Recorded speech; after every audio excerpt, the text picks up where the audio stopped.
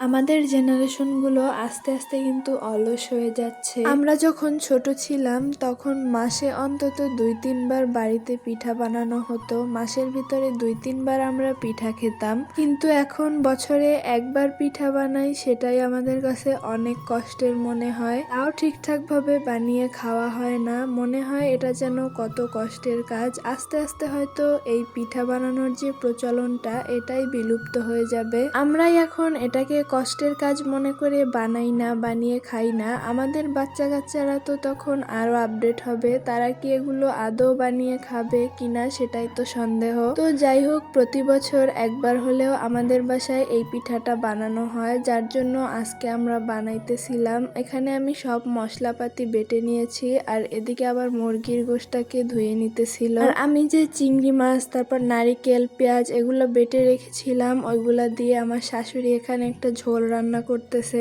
আর এদিকে আবার মুরগির গোশটা বসাই দিতেছি। চিংড়ি মাছের ঝোলটা কিন্তু রুটি পিঠার সাথে বরিশালের মানুষই বেশি খায়, অন্য কোনো অঞ্চলে খায় কিনা সেটা আমার জানা নেই, তবে আমাদের বরিশালের মানুষের খুবই পছন্দের একটা খাবার চিংড়ি মাছের ঝোল। তো সেটাই আজকে রান্না করা হয়েছিল। আজকে বাড়িতে রুটি পিঠা বানানো হবে, তো তার সাথে আর কি এই ঝোলটা অনেক বেশি যায়। আর এদিকে হচ্ছে আমার হাজবেন্ড আবার চলে আসছে একটু রান্নাঘরে, আর গোশের ভিতরে আলু দিব না সেটা তো হতেই পারে না, তাই আমি এখানে কিছুটা আলু কেটে নিয়েছিলাম। আর আমার কাছে কেন জানি রুটি পিঠা দিয়ে গরুর গোশ নয়তো ফার্মের মুরগি দিয়ে খেতেই বেশি ভালো লাগে, তাই আর কি এখানে ফার্মের মুরগিটা নিয়ে এসেছি।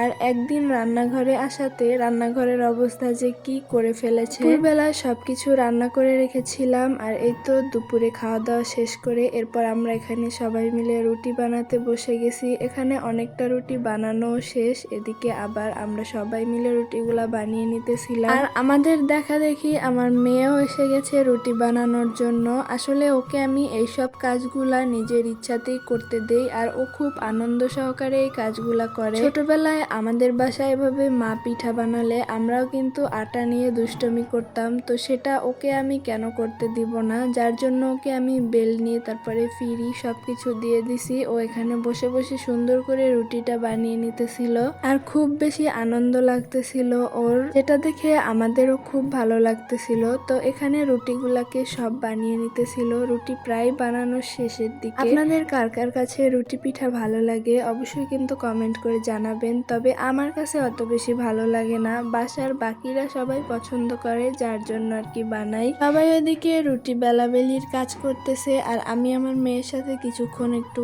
দুষ্টুমি করতেছিলাম। এরপরে আমি চলে এসেছি রুটিগুলা ভাজার জন্য, আর এই রুটিগুলা মাশাআল্লাহ অনেক বেশি নরম হয়েছিল কিন্তু। তো যাই হোক, আজকের ভিডিওটা এই পর্যন্তই। কার কাছে কেমন লেগেছে অবশ্যই কমেন্ট করে জানাবেন। কথা হবে পরবর্তী কোনো ভিডিওতে, ততক্ষণ সবাই ভালো থাকবেন, সুস্থ থাকবেন। আল্লাহ হাফেজ।